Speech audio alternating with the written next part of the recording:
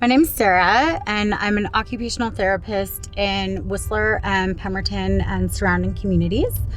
I live in Squamish, and I am commuting 5 days a week to work in my EV.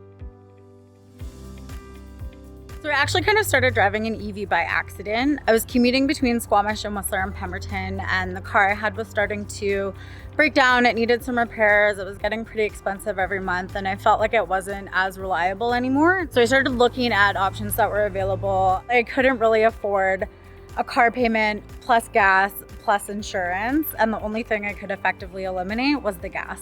So that was how I started my EV journey. It's easy to charge. I just do this while I'm at work, so I don't have to take time out of my day to stop at the gas station. It saved me a ton of money in maintenance. In 3 years, I've put on 123,000 kilometers, and the only thing I've had to do is replace my brakes and tires.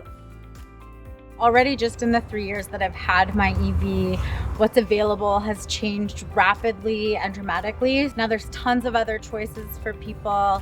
Not only that, the charging is improving with more rapid chargers and chargers that are faster than they were when I first got my car. So I think in the next 5 years, that's only going to continue to grow as more people switch over. There's going to be more demand. The technology is just going to keep improving. And yeah, I'm just really looking forward to seeing what happens into whatever car I end up in next.